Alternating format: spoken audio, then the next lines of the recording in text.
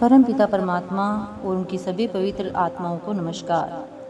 संतों का ज्ञान पढ़ा पढ़ाया या सुना सुनाया नहीं होता, वह उनके निज अनुभव का सार होता है। अनुभव से प्राप्त ज्ञान ही सच्चा ज्ञान है। उस अनुभव को प्राप्त करने के लिए हमें किसी पूर्ण संत से दीक्षा लेकर उनके आदेश अनुसार अंतर्मुख अभ्यास करना पड़ेगा। जिस धुन का जिक्र संतों ने किया है, उसका ज्ञान ही सच्चा ज्ञान, उसका अनुभव ही असली अनुभव और अभ्यास करके उसमें लीन होना ही सच्चा योग है। यह धुन है तो सबके अंदर, परंतु हम इससे बेखबर हो बाहर भटक रहे हैं। संत हमें केवल अभ्यास की रीति ही नहीं बताते, बल्कि हमारी आत्मा को अंतर में इस परम चेतन धुन के साथ जोड़ भी देते हैं। इस आंतरिक धुन के द्वारा जन्म जन्मांतरों की सोई हुई आत्मा जाग उठती है। संतों ने नेति, धोती, वस्ती आदि क्रियाओं और प्राणायाम को स्वीकार नहीं किया है, क्योंकि ये साधन एक तो कठिन और हानिप्रद हैं और दूसरे परमात्मा से मिलाप के हमारे उच्च ध्येय की प्राप्ति में ये सहायक नहीं हैं। उन्होंने नीचे के चक्रों मूल चक्र, इंद्रिय, नाभि, हृदय और कंठ चक्र को सिद्ध करने की आवश्यकता भी नहीं मानी है। उन्होंने इन चक्रों को जानबूझकर छोड़ दिया है, क्योंकि अगर कोई मनुष्य किसी मकान के बीच की मंजिल में बैठा हो तो उसे सबसे ऊपर की मंजिल पर पहुंचने के लिए नीचे उतरकर फिर उसी स्थान पर आने में समय क्यों नष्ट करना चाहिए। वह जहां बैठा है वहीं से ऊपर की मंजिल की ओर चढ़ना शुरू कर सकता है। इसी प्रकार मन और आत्मा का केंद्र या बैठक दोनों आंखों के पीछे है। साधक को ऊपर जाने के लिए अपनी यात्रा यहीं से शुरू करनी चाहिए।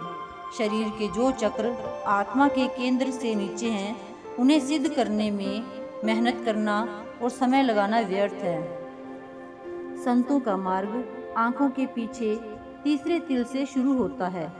इससे नीचे नीचे इंद्रियों के क्षणभंगुर भोगों की फीकी लज्जतें हैं, जो स्थूल संसार और उसके कारोबार से संबंधित हैं। संत मन और आत्मा को 9 द्वारों से निकालकर इस 10वीं गली, जिसे तीसरा तिल कहते हैं, में लाने की विधि बताते हैं। यहाँ निरंतर अमृत बरस रहा है और अनहद शब्द धुनकारे दे रहा है, लेकिन गुरु के मत पर चलने पर अर्थात नाम का अभ्यास करने पर ही इसे प्राप्त किया जा सकता है।